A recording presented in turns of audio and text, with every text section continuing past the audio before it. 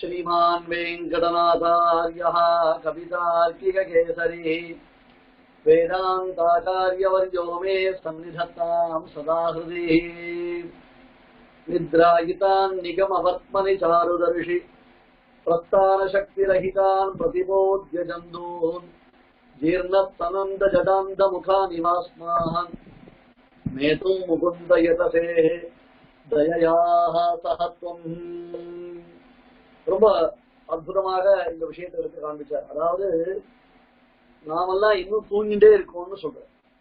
உபன்யாசத்துல தூங்குறது ஒரு பக்கம் இருக்கட்டும் இல்லையா, உபன்யாசத்துல தூங்குறதுன்றது ஒரு சுவாரஸ்யம். அது தூங்கினாதான் சுவாரஸ்யம். ஏன்னா பகவத் விஷயம் உறக்கம் வரும், மயக்கம் வரும். அதெல்லாம் சுவாமி அது இல்லைன்னு நாம கேட்கிற மாதிரி ஆயிடும். இப்ப இங்க சொல்லக்கூடியதான விஷயம் என்ன, இங்க சொல்லக்கூடியதான உறக்கத்தினுடையதான வைசிஷ்டியம் என்ன, இதனால இந்த உறக்கத்தை பத்தி பேசுறோம் அப்படின்னு கேட்டா, உபனிஷத் சொல்றது உத்திஷ்டத ஜாகிரத பிராப்தியவரா நிபோதத என்பதாக சொல்றது உபனிஷத்தானது. உத்திஷ்டத ஜாகிரத அரைஸ் அவேக் என்பதாக சொல்லி சொல்றோம். அரைஸ் அவேக் அப்படின்றோம். அரைஸ்னா அர்த்தம் அதாவது எழுந்து எழுமின் விழுமின் அப்படின்றத அங்க காண்பிக்கிறது.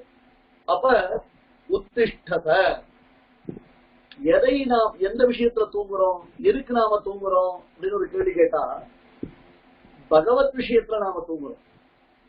அதனால்தான் ஆண்டாள் திருப்பாவை படைச்சு என்ன பண்ணா அப்படின்னு கேட்டா, யாரை எழுப்பினா பகவத் விஷயத்தை அனுபவிக்க தகுந்ததான அனுபவிக்கத்தக்கதான உயர்ந்த பிறவியை எடுத்தும் அந்த அனுபவம் இல்லாமல் அதை அனுபவிக்க தெரியாமல் தூங்குறவாள்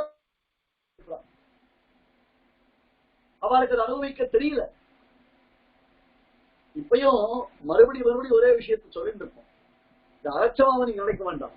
என்ன அப்படின்னு கேட்டா, சுவாமி நமக்கு எம்பெருமான் நல்ல காது, நல்ல மூக்கு, நல்ல வாயு, நல்ல தேகம் எல்லாம் கொடுத்துருக்கான். இதனுடைய நோக்கம் என்ன அப்படின்னு கேட்டா,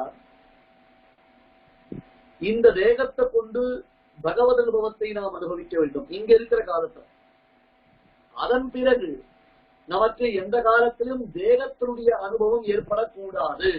அதாவது இந்த தேகமே இருந்திருந்ததுன்னா, புத்தி அதிலேயே போச்சுன்னா கடைசியில நம்மளால மோட்சம் உயர்ந்த புருஷார்த்தத்தை அனுபவிக்க இயலாமல் போய்விடும். அர்த்தம் புரியுதா உங்களுக்கு? முன்னீர் ஞானம் படைத்த என் முகில்வண்ணா அண்ணா நீ தந்த ஆக்கையின் வழி விடுவேன் என்று ஆழ்வார் காண்பித்தரை இந்த இடத்துல நாங்க சொன்னோம். உன்னை அடைவதற்காக கொடுத்த தேகத்தை கொண்டு உன்னை தவிர்த்து மற்ற விஷயங்களை அனுபவிப்பதற்கு நான் முயற்சிப்பதை காட்ட உலகத்துல முட்டாள்தனம் என்பது கிடையவே கிடையாது. அதனால்தான் பகவத் விஷயத்துல வரைச்சே உனக்கு ரத்தி ஏற்படணும், ஆசை ஏற்படணும்.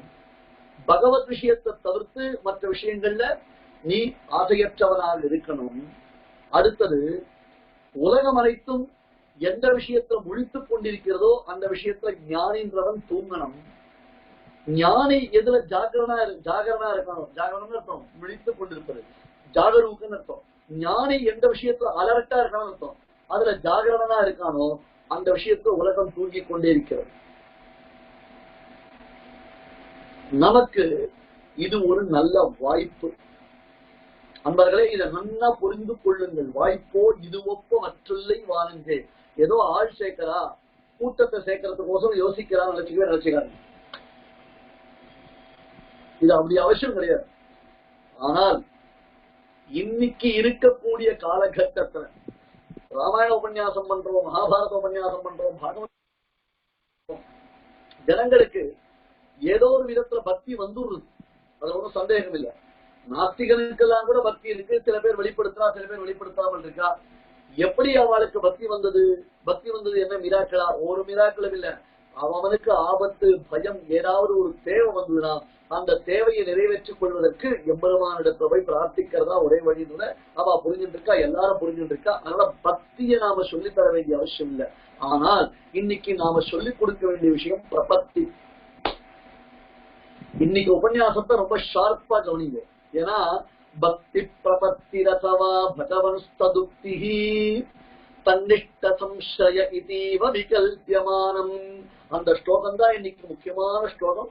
அந்த ஸ்லோகத்துல நம் சம்பிரதாயத்துடைய சூட்சமான அர்த்தங்கள் எல்லாம் சுவாமி தேசிகன் அப்படியே திரட்டி கொடுக்க 100 லிட்டர் பால் நல்ல சுத்தமான, அதுவும் கெமிக்கல் ரியாக்ஷன் இல்லாத புல்லையும் பருத்தி கொட்டையையும் புண்ணாக்கையும் சாப்பிட்டு புஷ்டியா ஆரோக்கியமா வளர்ந்திருக்கக்கூடியதான பசுமாட்டினுடையதான ஒரு பாலை கறந்து 100 லிட்டர் பாலை நல்லா கறந்து அந்த 100 லிட்டர் பாலை கலரி கலரி கலரி கலரி அதை இத்தினூண்டு இவ்வளவு சைஸுக்கு ஒரு திரட்டி பாலா கொண்டு வந்தா எப்படி ஒரு ருச்சியாகவும் பரமபோக்கியமாகவும் அந்த 100 லிட்டர் பாலினுடையதான முழு சக்தி சாமர்த்தியத்தையும் அது தன்னகத்தை கொண்டதாயும் இருக்குமோ, அது போல இந்த பிரபத்தி என்னும் சரணாகதி என்னும் அதிருஷ்டார்த்தம் என்னும் உபாயம் என்னும் ஞாசம் என்னும் பரநியாசம் என்னும் அந்த ஒரு கிரியா விசேஷம் இருக்கு, நாம செய்யக்கூடியது செயல்படுத்தக்கூடியது. அந்த கிரியா விசேஷத்துடைய மகிமைய சுவாமி தேசிகன் இங்க திரட்டிப்பாரா நமக்கு தகட்டாத தேனமுதாக தருகிறார். ஸ்ரீ ஜெயந்தி பக்ஷணம் சாப்பிட்டு இருக்கிற சமயத்துல எல்லாருக்கும் இத பத்தி ஒரு விஷயத்த சொன்னா எப்படி இருக்கும் இல்லையா? ஆனால் அதுதான் உண்மை, அதுதான் சாஸ்திரம். ஏன்னா இன்னைக்கு காலகட்டத்துல மக்களுக்கு நாம பக்தியை சொல்லித்தரணும்ன்ற அவசியம் இல்லை.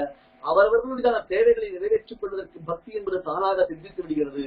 ஆனால் பிரபத்தி என்னும் சாஸ்திரத்தின் தேவை இன்றைய காலகட்டம் உண்டு, நமக்கு நிச்சயம் உண்டு, சந்தேகமே வந்து. அதை எப்படி நாம புரிஞ்சுக்கலாம் அப்படின்னு சொன்னா, இருமல் வந்திருக்கு, சளி வந்திருக்கு, அதுக்கப்புறம் தலைவலி வருது அப்படின்னா அவளே ஒரு மாத்திரையை வாங்கி சாப்பிடுவா, இல்ல ஒரு தைலத்தை எடுத்து தடவிப்பா, இல்லையா? அதுக்கு அதாவது தலைவலி வந்தா அதுக்கு ஒரு சின்ன சிகிச்சை தெரியும் அவளுக்கு. ஜலதோஷம் வந்தா உடனே அந்த ஆவி பிடிக்கிறது விக்ஸ போட்டு வெந்நீர்ல கலக்கி அப்படி மூக்க உறிஞ்சி ஏதோ ஒண்ணு பண்ணிக்கிறான். ஆனால் பெருசா இந்த 97 டிகிரி கல்ல துப்பாக்கி வச்சு பாக்கலாம் பாருங்க, அதுக்கு மேல ஹீட் அதிகமா போயிடுது, மூச்சு விடுற சிரமம் இருக்கு, ஒரு மாதிரி உடம்பு படுத்துறதுன்னா அப்ப அதுக்கு நீ செல்ஃப் மெடிகேஷன் பண்ணிக்க கூடாது. நீ பண்ணிக்க கூடாது.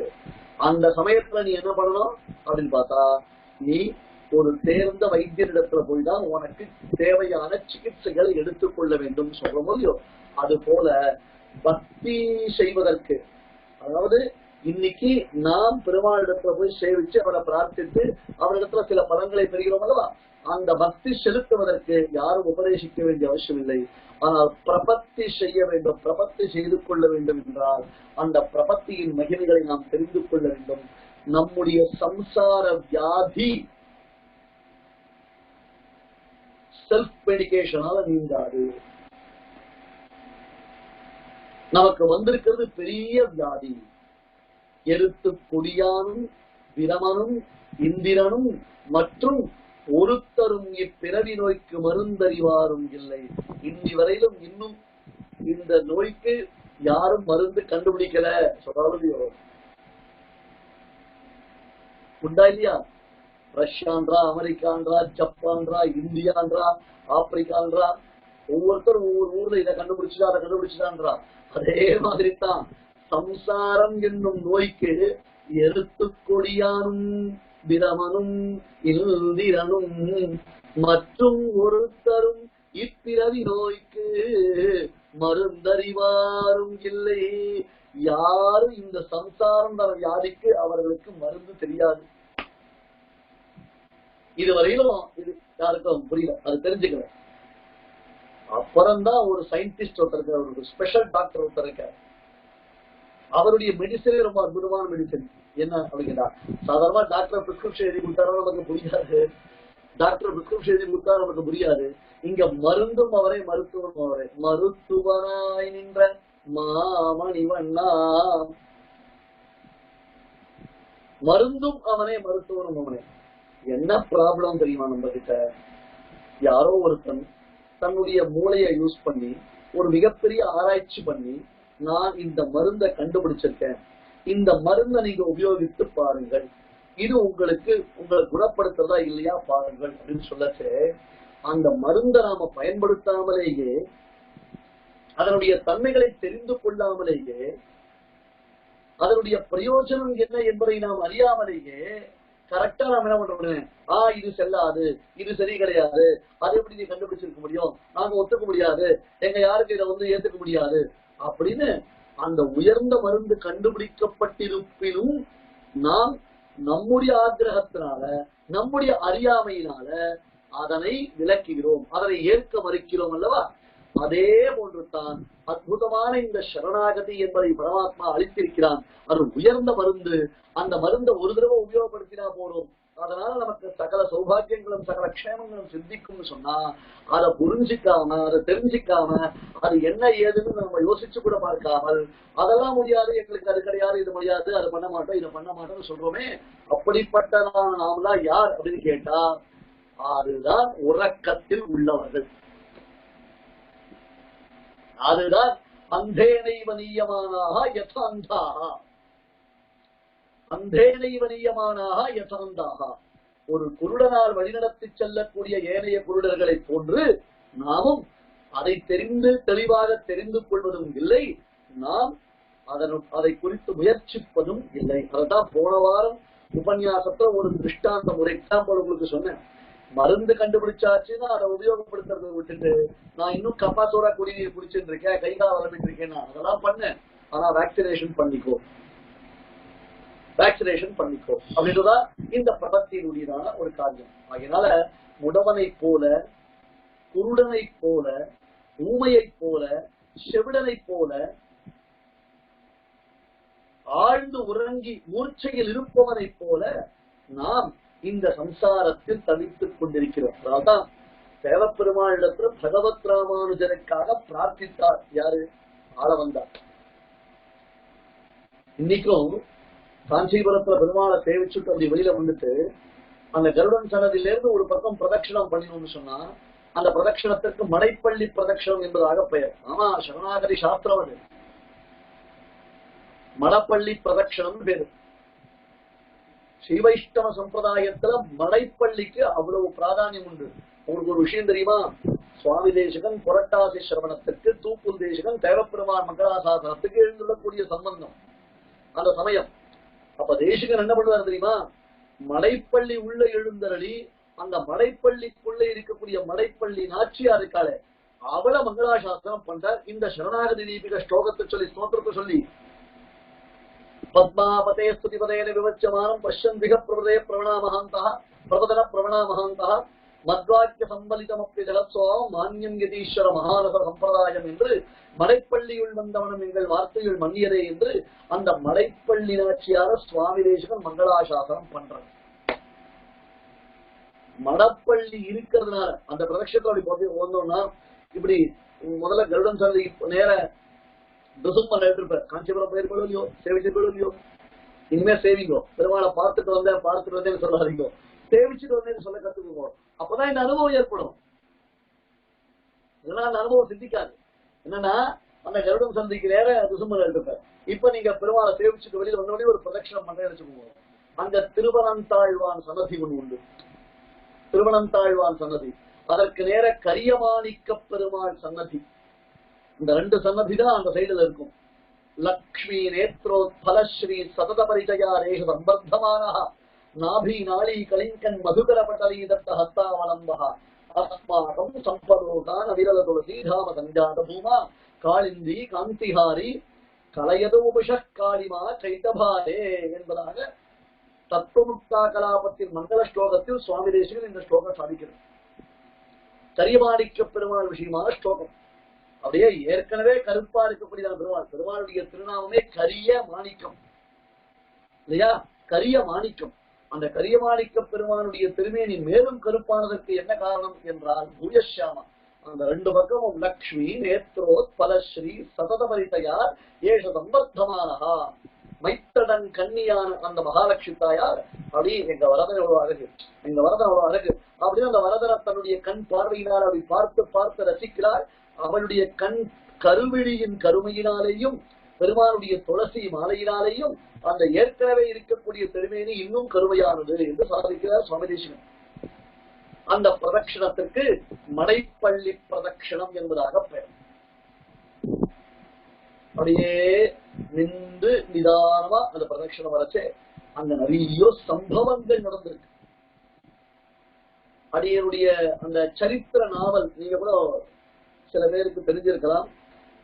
1687 1711 ஆண்டு வரையிலும் காஞ்சிபுரத்துல இந்த அவுரங்கசீப் பீரியட்ல தேவப்பெருமாள் ஒரு 22 வருஷங்கள் காஞ்சிபுரத்தை விடுத்து ஜெயங்கொண்டம் அரியலூர் பக்கத்துல இருக்கக்கூடிய உடையார்பாளையத்துல இருந்த வரதன், உடையார்பாளையத்துல இருந்தார் தேவப்பெருமாள். 22 ஆண்டுகள் பெருமாள் வெளியில் எழுந்தல் இருந்தார். இந்த வருஷம் மட்டும்தான் பிரம்மோத்சவம் நடக்கிற நினைச்சுக்க வேண்டாம். அப்ப கூட இந்த மாதிரி ஒரு சந்தர்ப்பம் இதே வேற விதத்துல இருந்திருக்கு வரதனுக்கு.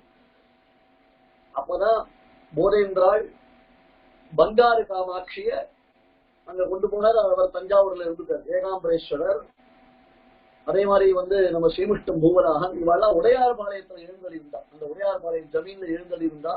அதை முன்னிலைப்படுத்தி அடிய ஒரு சரித்திர நாவல் எழுதியிருக்கேன். யமுனை துறைவர் திருமுற்றம் என்பதாக அந்த சரித்திர நாவல் முதல் பாகம் வெளியாகி இருக்கிறது. அது நிறைய பேருக்கு தெரிஞ்சிருக்கும், நிறைய பேர் படிச்சிருக்கலாம். அதை நீங்க படிக்கணும்னா அது www.apmswami.wordpress.com இருக்காது.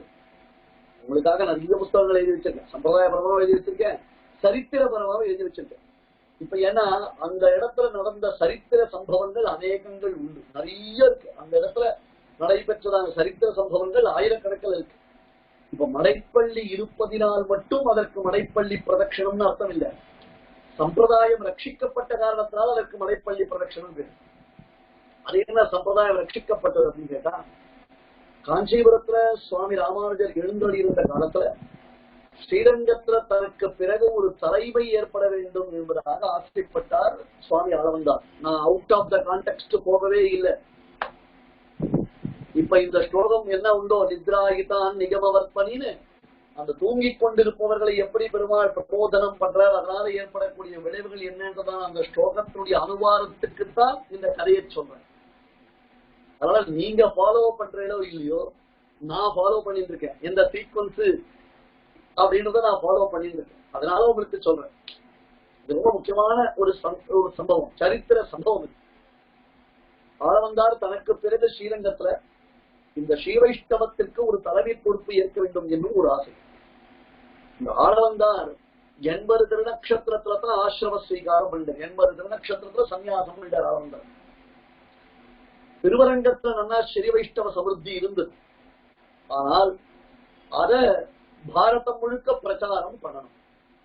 ஆளவந்தாருடைய வார்த்தக்கியத்தினால, due to his age factor, அதற்கு மேல அவரால் சஞ்சாரங்கள் பண்ண முடியல. அந்த சமயத்துல அவர் ஸ்ரீரங்கத்தை எஸ்டாபிளிஷ் பண்ண வேண்டிய காரியங்களே அதிகம் இருந்தது.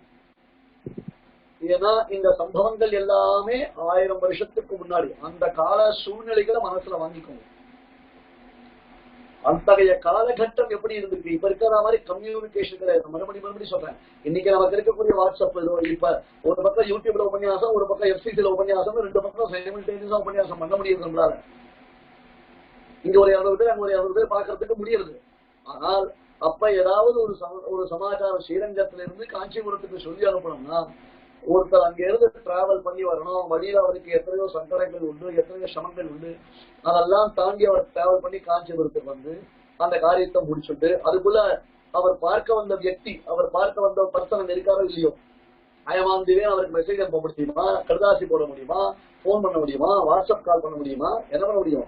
இவர் அவரை பார்த்து அவரை சமாச்சாரங்கள் பேசி மறுபடியும் இவர் இங்கிருந்து அங்க போனோம். அந்த மாதிரி போன சமயத்துல தான் பெரிய நம்பிக்கையுடன் சுவாமி ராமானுஜர் அந்த மாதிரி அவர் போகச்சேத்தான் ஆளவந்தார் அதற்குள்ளாக பரமபதித்து விட்டார். எவ்வளவு சிரமம், எவ்வளவு சோகம். இப்ப இந்த பேண்டமிக் லாக்டவுன் அனௌன்ஸ் பண்ண உடனே நமக்கு அந்த மாதிரி சிரமங்கள் ஏற்படல பகவத் அனுகிரகத்துல. ஆனா எத்தனை பேர் நாம பார்த்திருக்கோம், எவ்வளவு பேர் இந்த புலம் பெயர்ந்தவர்கள் சொல்றாங்க. அவ்வளவு நூற்றுக்கணக்கான ஆயிரக்கணக்கான பேர் இங்க இருந்து ராஜஸ்தான் நடந்தே போயிருக்கா, இங்க இருந்து பீகார் நடந்தே போயிருக்கா. வேற வழி இல்ல, அவருக்கு வேற சோர்ஸ் இல்ல. அவ ஊருக்கு அவ போய் சேர்வதற்கு அவர்களுக்கு ஒரே சோர்ஸ் ரோடு பை வாக் தான். வேற எதுவும் அவளுக்கு டிராவலிங் ஆப்ஷனே கிடையாது இல்லையா? அதே மாதிரிதான் அந்த காலத்துல இல்லையா? அப்ப யாதவ பிரகாஷரிடத்துல பலவிதமான சிரமங்கள் ஏற்பட்டிருக்கு ஸ்ரீபாஷகாருக்கு. இது யாதவ பிரகாஷரிடத்துல அவர் வாசித்துக் கொண்டிருக்கும் சமயத்தில் நடைபெற்ற ஒரு சம்பவம். இது இப்ப அடியர் சொல்லக்கூடிய இந்த சம்பவம் யாதவ பிரகாசரிடத்தில் அவர் வாசித்துக் கொண்டிருக்கும் சமயத்தில் நடைபெற்ற சம்பவம். யாதவ பிரகாசர் ராமானுஜரை கொல்ல வேண்டும் என்பதாக தீர்மானித்தார். எல்லாரும் புண்ணியம் சம்பாதிப்பதற்கு, பாபத்தை தொலைப்பதற்கு தீர்த்த கட்ட யாத்திரை பண்ணுவான் இல்லையா? தீர்த்த கட்ட யாத்திரைன்னு அர்த்தம். அங்கங்க போய் புண்ணிய தீர்த்தங்கள்ல போய் தீர்த்தாமாடி அங்க இருக்கிற பெருமாள் எல்லாம் சேவிச்சு வருது. ஆனா ராமானுஜரை கொல்ல வேண்டும் என்று திட்டம் தீட்டியதான யாதவ பிரகாஷர் தீர்த்த கட்ட யாத்திரை பண்ணினார். தீர்த்த கட்ட யாத்திரையை முன்னிலைப்படுத்தி தீர்த்த கட்ட யாத்திரையை அவர் கொண்டு வந்தார். என்னது? ராமானுஜரை கொள்ளணும். அப்புறம் வரதனுடையதான அனுகிரகத்தினால ராமானுஜர் ஒரு இரவைக்குள்ளாக விந்தியமலை காட்டிலிருந்து நீங்க வந்துட்டார். திருப்பி சொல்லிக்கிறேன், வேற என்ன பண்றது? நான் பண்ணிருக்கேன்றது உங்களுக்கு எப்படி தெரியும்? அடியனுடைய மேகத்தின் தாகம், ஸ்ரீரங்க விஜயம், இது முதலான நாவல்கள் இருக்கு, சரித்திர நாவல்கள். ராமானுஜருடைய வாழ்க்கையில் நடைபெற்ற உயர்ந்த சரித்திர சம்பவங்களை முன்னிலைப்படுத்திதான் நாவல்கள் இருக்கு, அதுவும் இருக்கு. அதை நீங்க படிச்சு தெரிஞ்சுக்குவோம். அதுக்கப்புறம் மறுபடியும் யாதவ பிரகாஷ் எடுத்து ராமானுஜர் வாசித்துக் கொண்டிருக்கிறார். ஏன் சுவாமி வேற யாரும் கிடைக்கலையாது? வேற யாரும் கிடைக்கலன்னு ஒரு பக்கம் இருக்கட்டும். இரண்டாவது, சித்தாந்தம்ன்றதாக விசிஷ்டாத்வைதத்தினுடைய விசேஷங்களை தெரிந்து கொள்ள வேண்டும் என்றால் அதற்கு பூர்வாங்கமாக பூர்வ மீமாம்சா என்று சொல்லக்கூடிய மீமாம்சா சாஸ்திரம், தர்க்கம், வியாக்கரணம் இதெல்லாம் வாசிக்கணும். அதற்கு அந்த சமயத்துல Yadava Prakash, the school of Yadava Prakash is very famous. அந்த தமிழே பேசக்கூடாது. அவர் children are unable to speak in Tamil அப்படின்னு சொல்றதா அந்த ஒரு பெரிய கிரேட், அந்த ஒரு பெருமை இருக்கு. எங்களுக்கு தமிழ் தெரியாது போடா, இங்கிலீஷ் எங்களுக்கு தமிழே தெரியாது போடா அப்படின்னு டிஷர்ட் போட்டுக்கணும். நாங்க தமிழ் பேச மாட்டோம் போடா அப்படின்னு டிஷர்ட் போட்டுக்கணும். அந்த மாதிரி ஒரு யாதவ பிரகாஷ் ஸ்கூலு அந்த ராமானுஜர் வாசித்துக் கொண்டிருக்கிறார். அப்பொழுதுதான் பெரிய நம்பிகள் மற்றும் திருக்கட்சி நம்பிகள் மூலமாக ராமானுஜருடைய பிரபாவத்தை கேள்வியுற்றதான ஆளவந்தார் அந்த தள்ளாத வயதில் ராமானுஜரை தான் கடாட்சிக்க வேண்டும் என்பதற்காக அங்கிருந்து புறப்பட்டு காஞ்சிபுரத்துக்கு வர. இல்லைன்னா ஆளவந்தாருடைய வார்த்தக்கியம் due to his age factor, அவ்வளவு வயசுல ஆளவந்தார் அங்கிருந்து கிளம்பி வரதுலாம் பாசிபிலிட்டிஸே கிடையாது. ஒரு சிஷ்யன், அதுவும் சம்பிரதாயத்திற்கு இந்த சிஷ்யன் தேவை, இந்த சிஷ்யனால சத் சம்பிரதாயமானது வாழ்வாண்டு வளரப்போகிறது என்னும் ஒரே எண்ணத்தினால ஆளவந்தார் தன்னுடைய தேக அசௌக்கியத்தை கூட பாராட்டாமல் ஸ்ரீரங்கத்திலிருந்து கிளம்பி காஞ்சிபுரம் வந்து சேர்ந்தார். வந்து வரதனை கண்குளிர சேவிச்சார். அப்படியே வரதன் அப்படியே சேவிக்க ஆனந்தப்படுறார். வரதன்றவன் எப்பேற்பட்ட தெய்வம் இல்லையா? அப்பேற்பட்ட அந்த உயர்ந்த தெய்வத்தை உயர்ந்தவன் உடையவன் எவனவன் பிரபும் சேவா யோக்கியம் பிரதம சதகே வீக்ஷவரதம். நம்மாழ்வார் முதல் 100 திருவாய்மொழியில யார பாடினார் அப்படின்னு கேட்டார். தேவப்பெருமாளத்தான் பாடினார். பிரபும் சேவா யோக்கியம் பிரதம சதகே வீக்ஷவரதம். முதல் 100 பாசுரத்தினால யாருடைய வைபவத்தை? தேவப்பெருமானுடைய வைபவத்தை தான் உணர்ந்து பாடினார் என்று சொன்னார். அப்படி தேவப்பெருமானை சேவிச்சு கண்குளிர சேவிச்சுட்டு அப்படி பிரதட்சிணம் வர திருவனந்தாழ்வான் சன்னதி, அந்த பவித்ரோத்சவ மூல, அந்த கிளிமண்டபம்னு சொல்லுவோம். அந்த இடத்துல ஒரு பெரிய மூடவாறு இருக்கும். அது அபிஷேக மண்டபத்திலிருந்து தொண்டரடி கொடி அந்த இடம் இருக்கு, அதை தாண்டி உள்ள வந்தோம்னு சொன்னா அந்த இடத்துல அங்கிருந்து நாம வந்து அந்த படியில மேல ஏறி வரலாம். அதே மாதிரி இந்த பக்கம் கருடன் சன்னதியிலிருந்து அந்த பிரதட்சிணத்துக்கு வரச்சேவும் அந்த படியில ஏறி வரலாம்.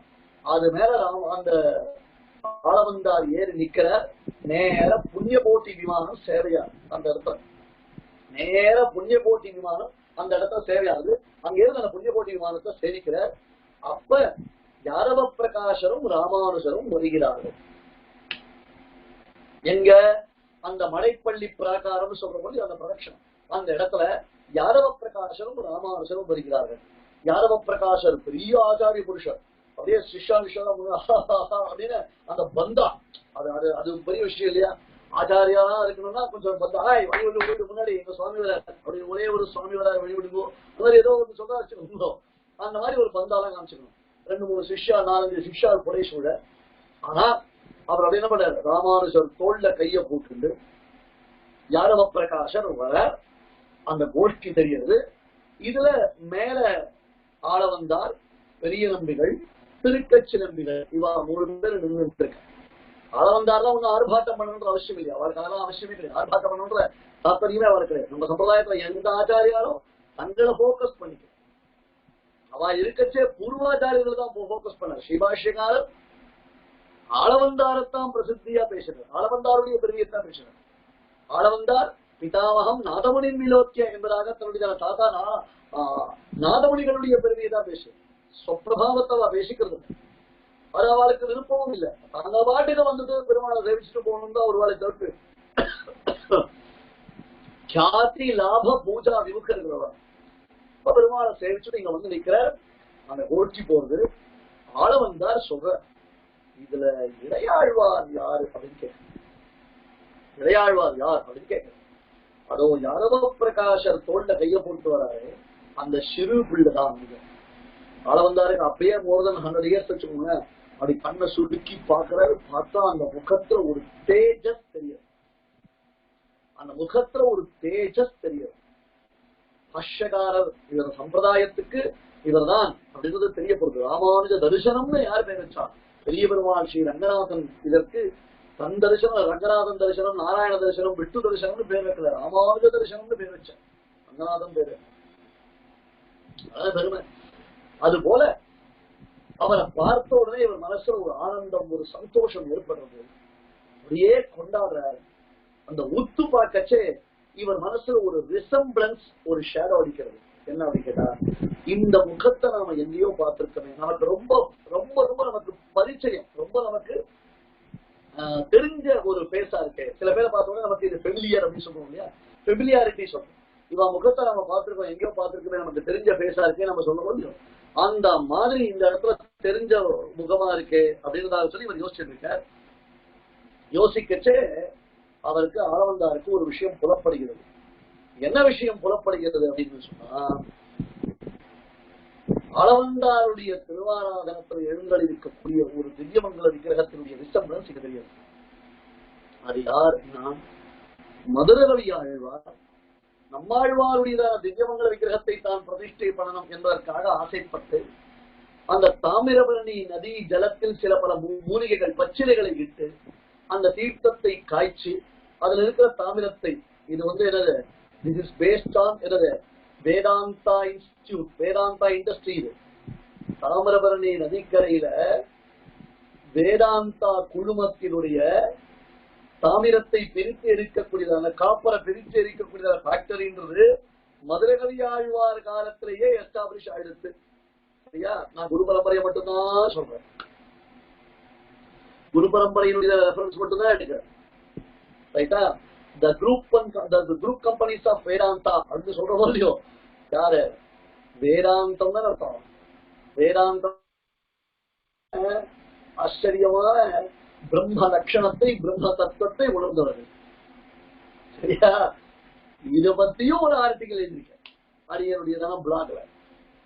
அந்த தாமிரபரணியினுடைய தீர்த்தத்தை காய்ச்சி அதுல இருக்கக்கூடியதான அந்த காப்பர் அதை பிரிச்செடுத்து நம்மாழ்வாருடைய திவ்யமங்கல விக்கிரகத்தை வார்ப்படுத்தால் கூப்பிய கையோட, திருதண்டத்தோட, காஷாயத்தோட ஒரு சன்னியாசியினுடைய ரூபம் ஏற்பட்டது. மதுரகவியாழ்வார் மனசு வருத்தப்பட்டார். நம்ம ஒரு உபதேசமுத்திரியோடு நம்மாழ்வாருடைய ஒரு பெருமையை வடிக்கணும்னு பார்த்தா இப்படி வந்துட்டே சுவாமின்னா, அப்ப நம்மாழ்வார் சொன்னார், அவருடைய மதுரகவியாழ்வாருக்கு அருளி செய்தார், பொலிக பொலிக பொலிக பொலியற்று வல்லுயிர் சாபம் கலியும் கடன் கண்டு பண்ணி என்பதற்காக பின்னாடி பவிஷ்யத் அவதாரம், அடுத்து வரக்கூடிய ஃபியூச்சர் அவதாரம் இருக்கோ, அந்த அவதாரமாக நாமே பகவத் ராமானுஜராக அவதரிக்க போகிறோம். இது பவிஷ்யத் ஆச்சாரிய விக்கிரகம் அப்படின்னு சொன்னார்.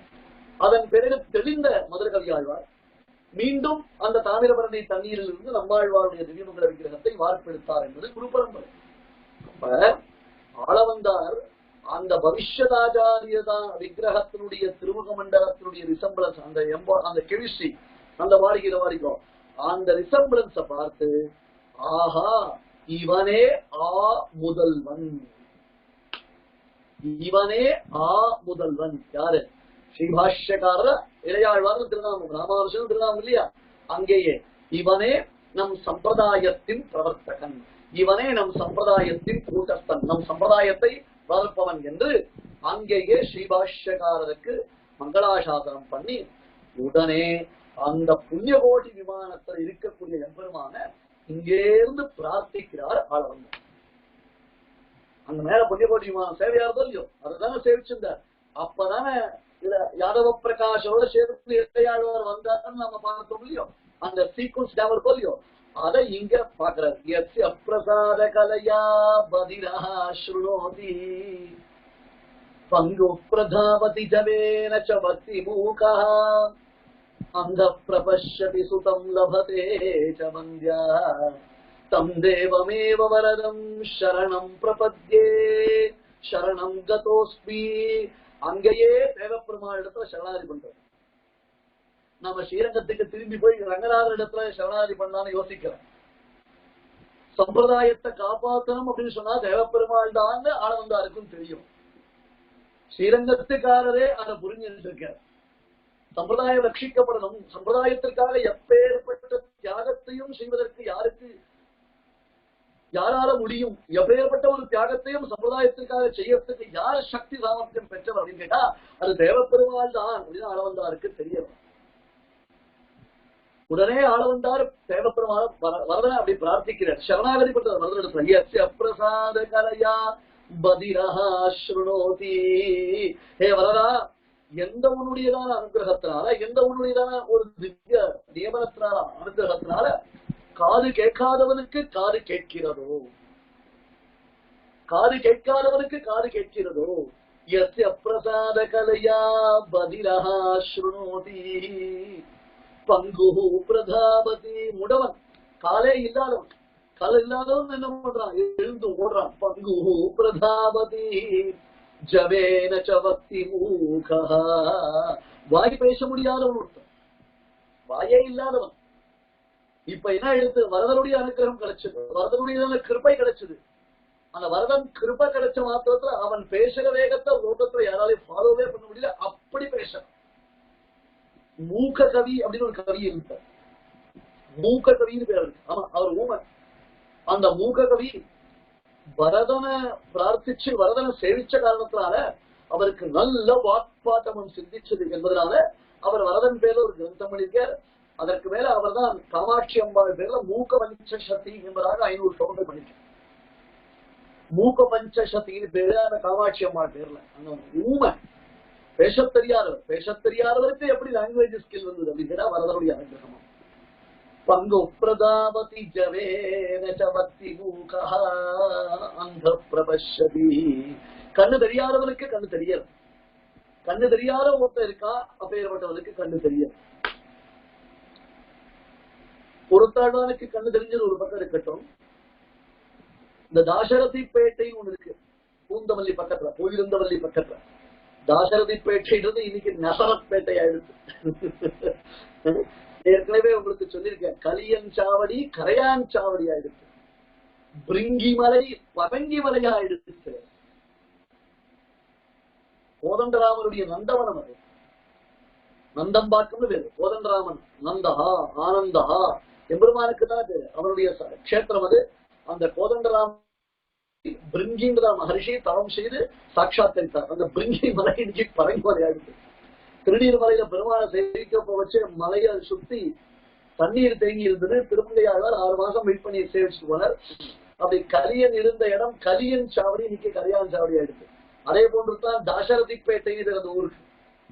யாரு தாசரதி? யாரு? முதலியாண்டான். பாதுகேயதிராஜஸ்ய கதயந்தி யதாக்ஷயா தஸ்ய தாசரதேஹே பாதௌ சிரசா தாரயாமியஹம் அப்படின்னு சொல்லி அந்த தாசரதி என்னும் முதலியாண்டானுடைய அவதார க்ஷேத்திரம். அந்த இடத்துல தான் கஜேந்திரதாசர் ஒருத்தர் இருந்தார். அந்த பெருமாளுடைய திருநாமம் பச்சை வாரண பெருமாள். பெருமாளுக்கு திருநாமம். யுதிஷ்டிரர் ராஜசூய யாகம் செய்யும் பொழுது அந்த ராஜசூய யாகத்திற்கு ஏற்பட்ட தீங்கினை விளக்குவதற்காக பெருமாள் பச்சை வாரணமாக அவதாரம் பண்ணார். பச்சை யானையா பெருமாள் அவதாரம் பண்ணான் என்று அந்த க்ஷேத்திரத்துடைய மகாத்மியம் சொல்லப்படுகிறது. தாசரதி பேட்டை. அங்க கஜேந்திரதாசர் திருக்கச்சினம்புடைய தாத்தா. அவர் அந்த ஊரை சேர்ந்தவர். அவர் பெருமாளை பிரார்த்திச்சு அவருக்கு கண்ணானது ஏற்பட்டது. கச்சிதனில் கண் கொடுக்கும் பெருமாள் அப்படின்னு தேவ பெருமாளுக்கு அப்பயே திருநாமம். அப்புறம் கூடத்தாழ்வானுக்கு மறுபடியும் பெருமாள் கண்ணு கொடுத்தான். மறுபடியும் கூடத்தாழ்வான பிரார்த்திக்கும் பொழுது கூடத்தாழ்வானுக்கு கிருமிகண்ட சோழனுடைய உபதிரவத்தினால கண்ணு போன பொழுது சிவபாஷகால் பிரார்த்தி அப்படின்னுதான் அழிச்சு வந்தார் இல்லையா. அங்க பிரபஷ்யதி. கண்ணு தெரியாதவனுக்கு கண்ணு தெரிகிறது, கண்ணு தெரியாதவன் பார்க்கலாம், நல்லா பார்க்கலாம், உத்து பார்க்கலாம், சிசிடிவி மாதிரி பார்க்கலாம், கண்ணாடி இல்லாமல் பார்க்கலாம். அந்த பிரபஷ்யதி சுதம் லபதே சவந்தியா. மலடி பிள்ளை பெறுகிறார். மலடி ஒண்ணுமில்லாதவள், அப்பேற்பட்டதான் அந்த மலடி பிள்ளை பெறுகிறாள். அந்த பிரபஷ்யதி சுதம் லபதே சவந்தியா தம் தேவமேவ வரதம் சரணம் பிரபத்ய. அப்பேற்பட்ட வரதனை சரணாகதி பண்றார். எந்த வரதனால? காது கேட்காதவருக்கு காது கேட்கிறதோ, வாய் பேச முடியாதவன் பேசுகிறானோ, கண்ணு தெரியாதவன் பார்க்கிறானோ, முடவன் எழுந்து ஓடுகிறானோ, குழந்தை இல்லாதவர்களுக்கு குழந்தை பாக்கியம் கிடைக்கிறதோ, ஏ வரதா உன்னை சரணமாக அடைகிறேன் அப்படின்னு யார? ஸ்ரீபாஷ்யக்காரரை காப்பாற்றி இந்த சம்பிரதாயத்திற்கு தந்துள்ள வேண்டும் என்று ஆரவந்தார் அங்கே பிரார்த்திக்கிறார். ஸ்ரீபாஷ்யக்காரர் இந்த சம்பிரதாயத்திற்கு தந்துள்ள வேண்டும் என்று ஆரவந்தார் பிரார்த்திக்கிறார். அதுக்கும் இந்த ஸ்லோகத்துக்கு என்ன சம்பந்தம்? இந்த சைவைஷ்டமும் அப்படிதான் தூங்கிட்டு இருக்கா. சைவைஷ்டமும் தூங்குறதுதான் அர்த்தம்.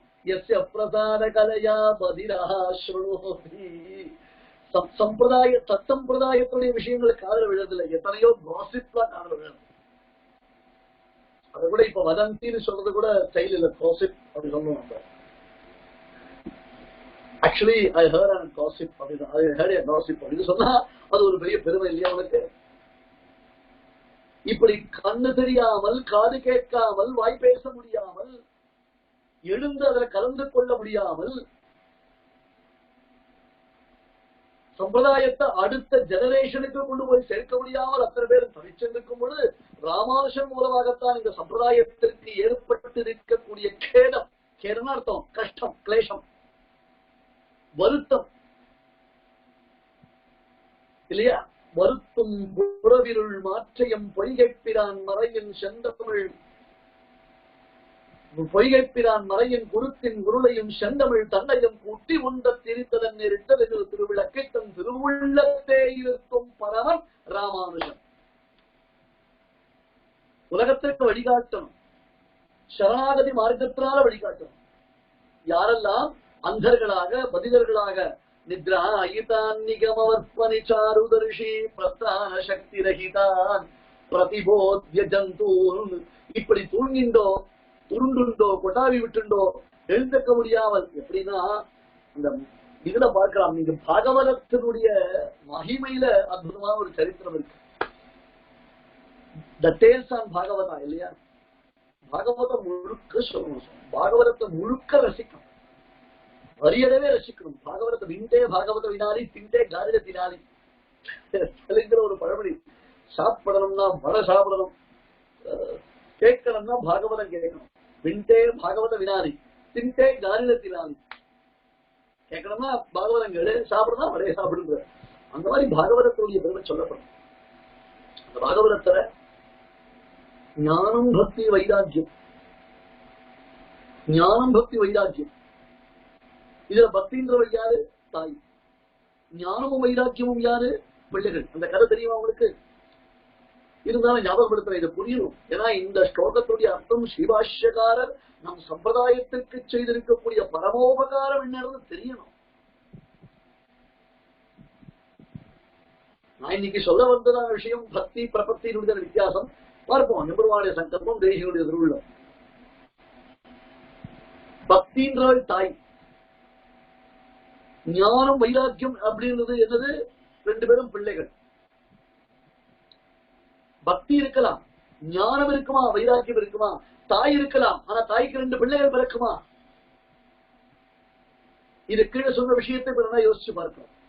பக்தின்றவர் தாய், தாய் இருக்கலாம் சுவாமி, ஆனா தாய்க்கு பிள்ளைகள் பிறக்கணும்ன்றது நிர்பந்தம். ஞானம் வைராக்கியம் என்னும் இரண்டு பிள்ளைகள் பிறந்திருக்கு அவளுக்கு. பக்தி இருந்தா மட்டும் பிரயோஜனம் இல்லை. ஒரு பெண்ணுக்கு பெண், அந்த பெண்மை, அந்த பெண்மையினுடைய முழுமைன்றது அந்த பெண்ணுக்கு எப்ப ஏற்படுது? புத்திர சந்ததியினால். அப்ப பக்தி மட்டும் இருந்துட்டா போராது, ஞானமும் இருக்கணும், வைராக்கியமும் இருக்கு. இதுதான் பாகவதத்துடைய கான்செப்ட். கலி தலையெடுக்க ஆரம்பிச்சது. கிருதத்ரேத துவாபர யுக பரியந்தம் முடிஞ்சு போச்சு. பெருமாள் தன்னடி சோதிக்கு எழுந்தடியா எடுத்து பிறந்தவாறும் வளர்ந்தவாறும் பெரிய பாரதம் கை செய்துன்னு பெருமாள் கிளம்பி போயாச்சு. இல்லையா? பெருமாள் கிளம்பி போயிட்டான். அப்ப லோகத்துல கலியினுடைய கோர தாண்டவம் ஏற்பட்டது. மக்களுக்கு பக்தி இல்லாமல் போயிடுச்சு. பக்தியே இல்லாமல் போயிடுச்சு. பெண்ணே இல்லையே, இல்ல. தாயின்னு ஒருத்தர் இருந்தாலும் அந்த தாய்க்கு 2 பிள்ளைகள் பிறக்கணும். பக்தியுமே இல்ல, ஜனங்களுக்கு பக்தி இல்ல.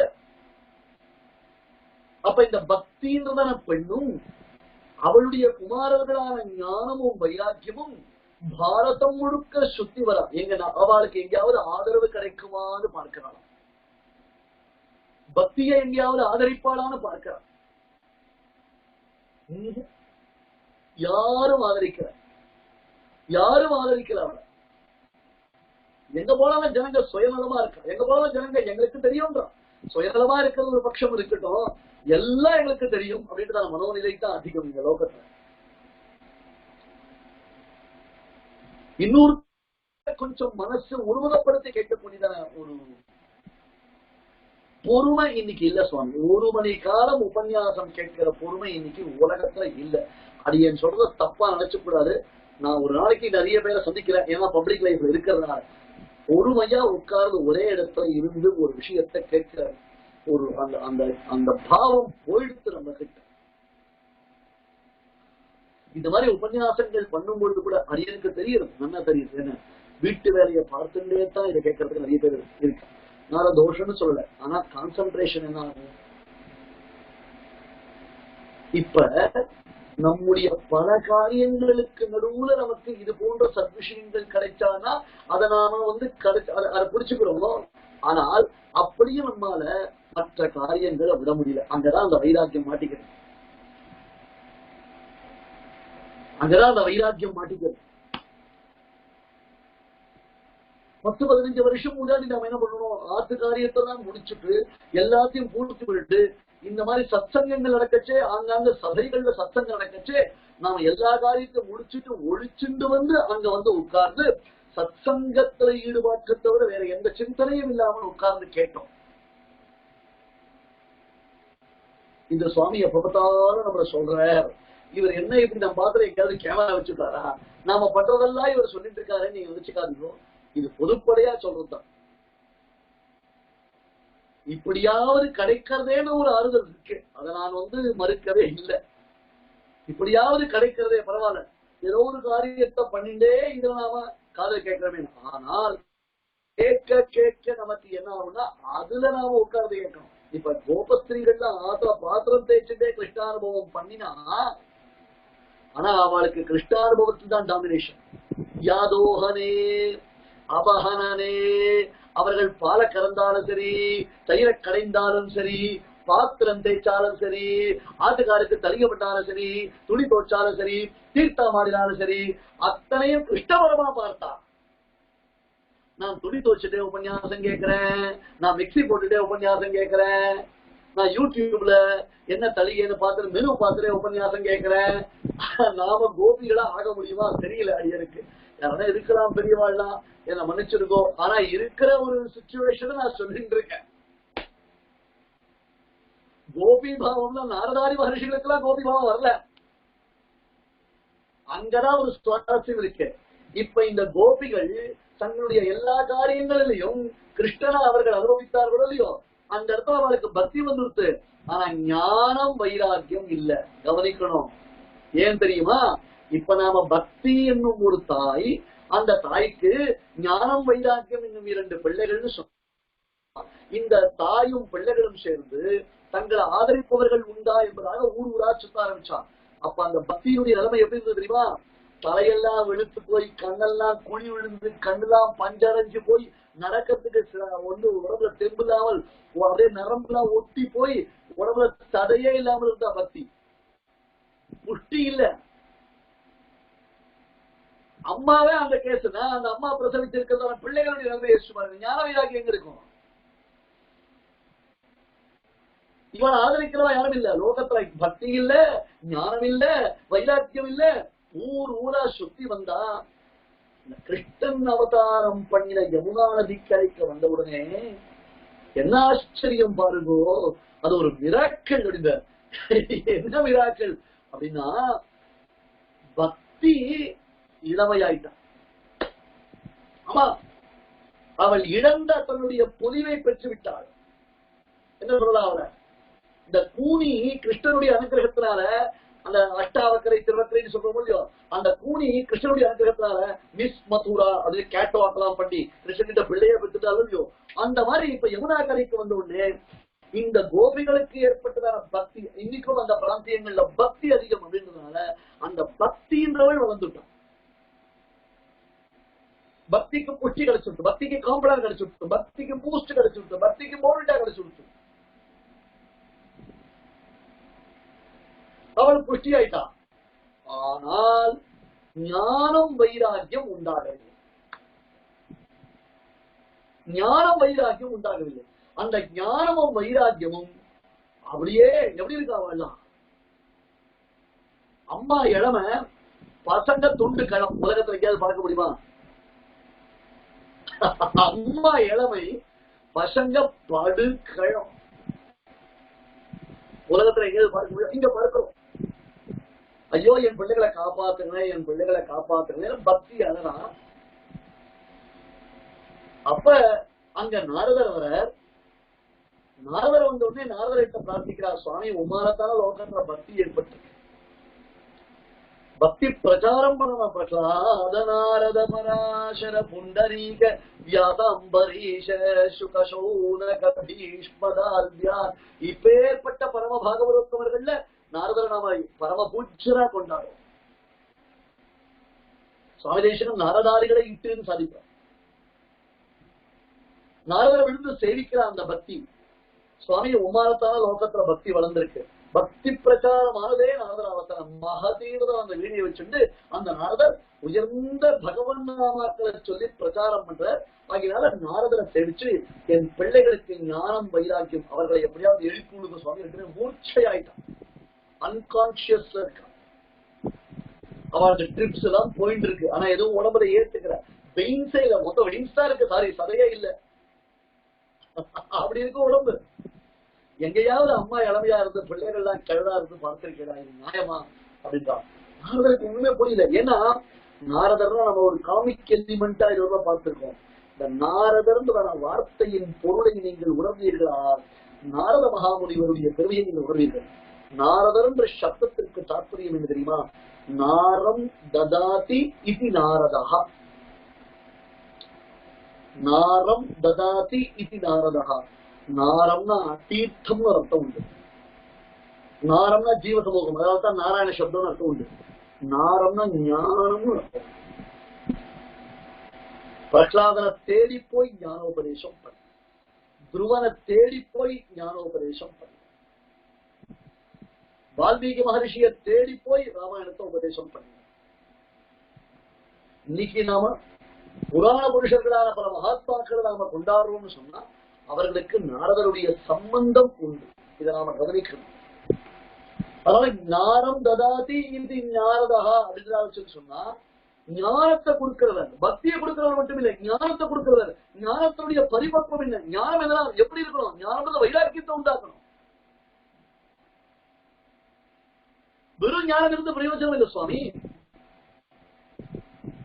நாச்சாரயதி கோபீனம் நதம் சமசகாபகம் சுணப்புச்சமிவானர்த்தம் பாண்டித்யம் தர்மவர்ஜிதம். இது ஒரு ஸ்லோகம் உண்டு, சுவாமி தேசிகன் சாதிப்பார். நம்ம கிட்ட ஞானம் இருந்து அதை அனுஷ்டானத்துல கொண்டு வரல, வைராக்கியத்தை சம்பாதிப்பதற்கு அந்த ஞானம் நமக்கு பிரயோஜனம் இல்லைன்னா அந்த பாண்டித்யம்ன்றது நாய்வால் பாண்டித்யம். இங்க பாருங்க, மாடுகளுக்கு, மாடு, யானை, குதிரை இதுக்கெல்லாம் வால் இருக்கு, பூனைக்கு வால் இருக்கு, நாய்க்கு வால் இருக்கு. இப்ப ஒரு மாட்டு முதுகுல ஈ உட்காந்துனா மாடு தவறு அந்த வால் எப்படி எப்படி அடிக்கும்? நீங்க யானையை பார்த்திருக்கா? யானை எப்ப பார்த்தாலும் தன்னுடைய வாழை ஆட்டிகிட்டே இருக்கும். ஏன்? அது உடம்புல அந்த ஈ எறும்பு கொசு எல்லாம் உட்காராம இருக்கிறதுக்கு, அரிப்படிக்காம இருக்கிறது. அதேதான் குதிரை பண்ணும், எல்லா வர்க்கங்களும் பண்ணும், இது எல்லாத்துக்கும் உண்டு. ஆனால் நாய்க்கு மட்டும் என்ன இருக்கும்? அந்த வால் அப்படி மேல் பக்கமா சுருட்டிட்டு இருக்கும். நாய் வாழை நிறுத்த முடியாது சொல்றாலும் நீட்ட முடியாதுன்றாலும். இப்ப நாய் வால் இருக்க, அந்த வாளால மறைக்க வேண்டிய இடத்தை மறைக்க முடிஞ்சதோ? ஏன்னா வால் எங்க இருக்கும்? எந்த இடம் வெளியில தெரியக்கூடாதோ அந்த இடத்தை மறைக்கிறதுக்கு தானே வால். அப்ப வால் அங்க இருக்கா? அந்த வால் அதை மறைக்கிறதா? மறைக்கல. சரி, முதுகுல உட்காந்துக்கிற ஈரம்பு கொசுவை ஓட்டுறதுக்காக அந்த வால் யூஸ் ஆகுமா? யானையை போல மாடு போல அந்த கொசுவத்தி சுருள் மாதிரி அது சுருண்டு இருக்கு. இப்ப அதை நீட்ட முடியுமோ? முடியாது. மறைக்க வேண்டியவற்றையும் மறைக்கவில்லை, அல்லது தன் உடம்பில் ஏற்படக்கூடிய திணவுகளை நீக்கிக் கொள்வதற்கும் அது பிரயோஜனம் இல்லை. ஐயா, இப்படி ஒரு நாய்வால் எதுக்கு பிரயோஜனம்? எதுக்குமே பிரயோஜனம் இல்லை. அது போலத்தான் ஞானம் இருந்து அனுஷ்டானம் வைராக்கியம் இல்லைன்னா அந்த ஞானம் பிரயோஜனம் இல்லை.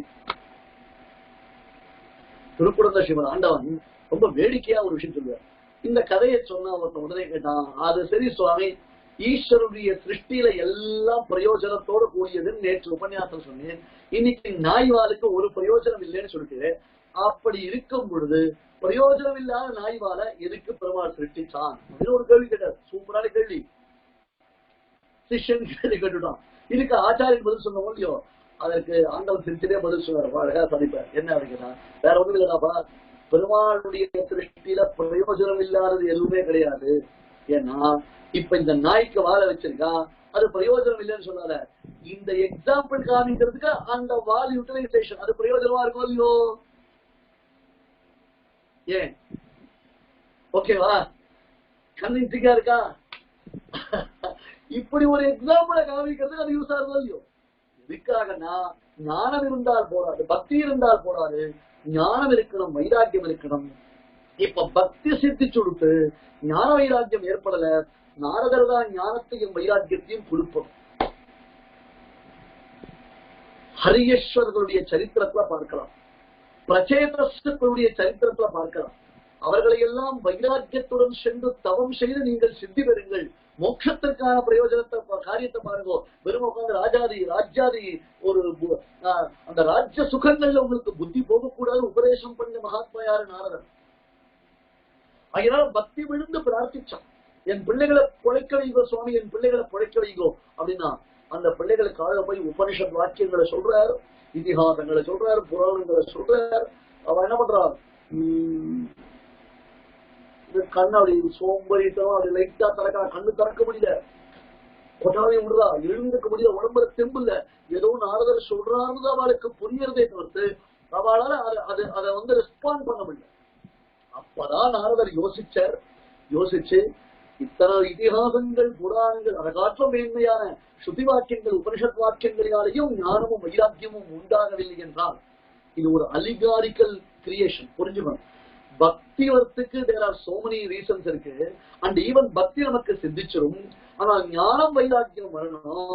அந்த ஞான வைராக்கியத்தை உபனிஷத்து உபன்யாசங்கள் கேட்கறதுனாலயோ, எல்லா உபனிஷத்தையும் நான் கரைச்சு குடிச்சிருக்கேன், எனக்கு எல்லா உபனிஷத் வாக்கியங்கள் தெரியும்னு சொல்றதுனாலயோ வந்துடாது, அது சித்திக்காது. புரியுதா? அது சித்திக்கணும்னு சொன்னா சரியான ஆச்சாரியின் மூலமான சரியான விஷய ஞானத்தை நாம் அடைய வேண்டும். அதுதான் அதுக்கு மேல நாரதர் அந்த பாகவதம் என்னும் மகாபுராணத்தின் சப்தாகத்தை செய்கிறார். அந்த சப்தாகத்தினால பக்தி, ஞானம், வைராக்கியம் இவை மூன்றும் சித்திக்கின்றன. அதனால்தான் பாகவதத்துல கடைசியில ஒரு விஷயம் சொல்ற, தேசிகன் பாகவதத்தை அதிகமா கோட் பண்ணல, ஆனால் சுவாமி காண்பிக்கக்கூடிய கொட்டேஷன்ல ஒரு 4-5 கொட்டேஷனுக்கு பாருங்க, ரொம்ப பவர்ஃபுல் கொட்டேஷன். குரு பரம்பராசாரத்துல ரகசியத்திரேசாரத்தை ஆரம்பிக்கும் போதே கலவுகுரு பவிஷ்யந்தி நாராயண பராயணாக கொச்சித் கொச்சின் மகாபாகாக பிரமிடேஷு ச மூரிஷா தாமிரபர்ணி நதீயத்திர கிருதமாலா பயஸ்வினி காவேரி ச மகாபாகா பிரதீச்சி ச மகாநதி என்பதாக ஏகாதசஸ்கந்தம் துவாதசஸ்கந்தத்துல வரக்கூடிய அபூர்வமான விஷயங்களை சொல்லி இந்த ஆழ்வார்களுடைய அவதார விசேஷங்கள்லாம் தாமிரபரணி நம்மாழ்வார் ஆச்சாரிய அவதாரம் அங்கிருந்து ஆரம்பித்து இந்த ஆழ்வாருடைய அவதாரங்கள் ஏற்பட போகின்றன என்று பாகவதத்தில் சொல்லப்பட்டதான விஷயம். அதே மாதிரி பிரபத்தியினுடைய மகிமை உத்தவ கீதையில பிரபத்தியினுடைய வைசிஷ்டியம் அதை பாகவதத்துல சொல்றாரு பெருமாள். மகரிஷி அந்த பாகவதத்தில் நமக்கு எடுத்து காண்பிக்கணும். அப்ப அந்த பிரபத்தி சாஸ்திரத்தை சொல்லும் பொழுது மக்களுக்கு பக்தி, ஞானம், வைராக்கியம் என்பது சித்திக்கும் என்றால் அதனை நமக்கு சித்தித்துக் கொடுக்க வேண்டும் யாரு? பரதனே அவதாரம் பண்ண மன்னிசை யோனிகள் தோறும் பிறந்து எங்கள் மாயவனே மாதவனே கண்ணுற நிற்கிலும் காலகில்லார் உலகோர்கள் எல்லாம் அண்ணலி ராமானுஷன் வந்து தோன்றிய அப்பொழுதே ஞானம் தலை கொண்டு அண்ணலி ராமானுஷன் வந்து தோன்றிய அப்பொழுதே நன்னறி ஞானம். எது ஞானம்? வைராக்கியம். ஞானம் நன்னறி ஞானம், வைராக்கியயுக்தமான ஞானம். பரமாத்மனியோரத்தா விரக்தா அபரமாத்மனி என்று பரமாத்மாவிடத்துல யாருக்கு ஆசையோ அவனை தவிர்த்தமற்ற விஷயத்துல ஆசை இல்லாத தன்மை. பரமாத்மாவிடத்துல அச்சஞ்சலமான ஒரு பக்தி,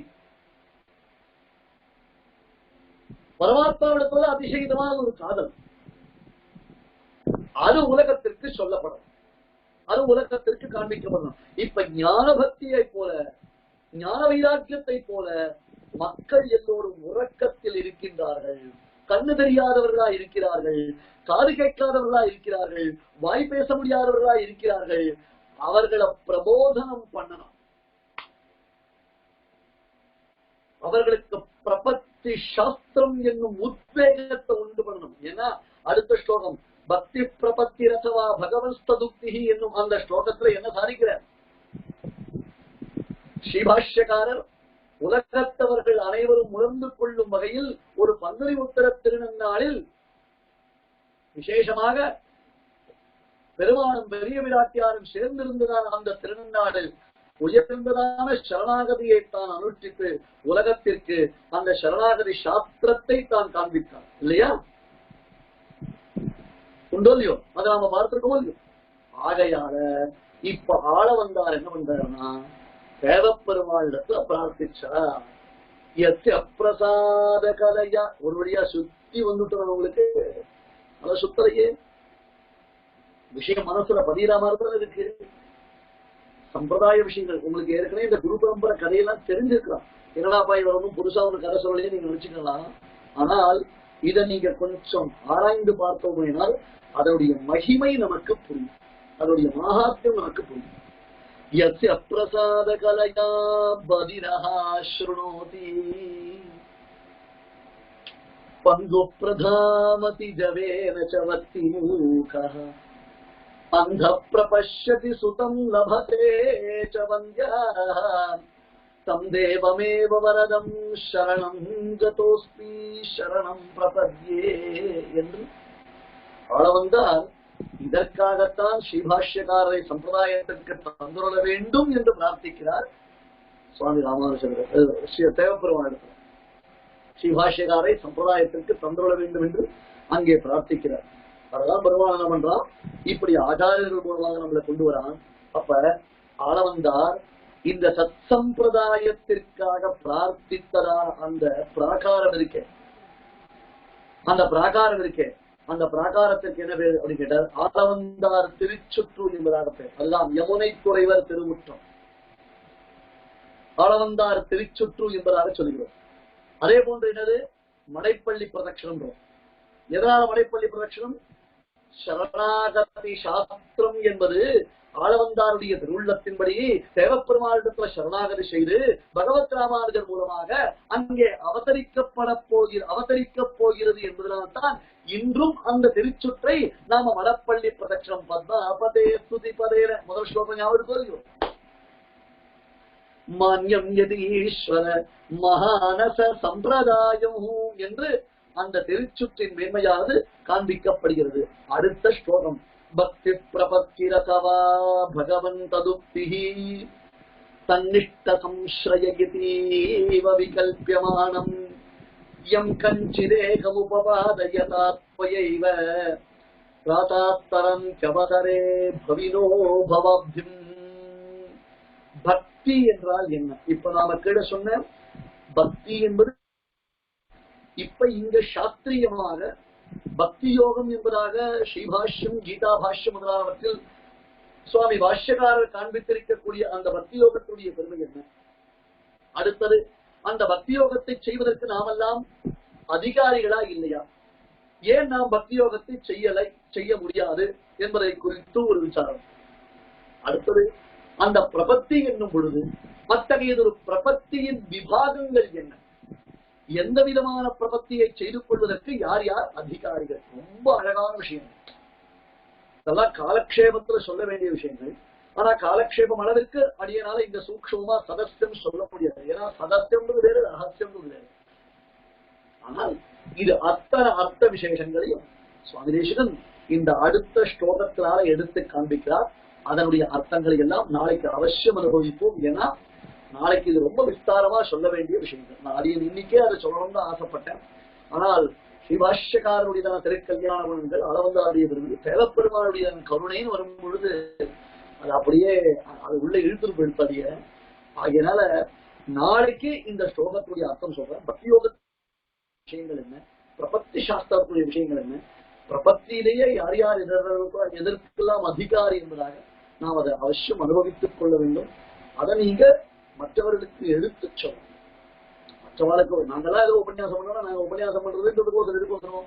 உங்களுக்கு இந்த விஷயங்களை புரிய வைக்கிறதுடைய தத்துவம் என்னன்னு நீங்க புரிஞ்சுக்கணும். 4 பேருக்கு நீங்க இதை கொண்டு போய் பிரச்சாரம் பண்ணணும். 4 பேருக்கு இதை எடுத்து சொல்லணும்.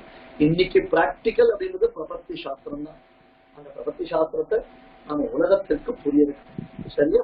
நாளைக்கு இதே சமயத்துல 7 மணிக்கு நம்ம மறுபடியும் இந்த சரணாகதி ரீதிகளை ரொம்ப ஆச்சரியமான அந்த ஸ்லோகத்தின் அர்த்தங்களை எல்லாம் அனுபவிக்கலாம். வாழியலிதோ புல்வரணியமான் தாசரியன் வாழியவன் பாரா அரவிந்த மலர் வாழியவன் கோவிலா தாழ் மலரை கொண்டாடை கொண்டிருக்கும் தீவிரா நல்லோர் திரள்.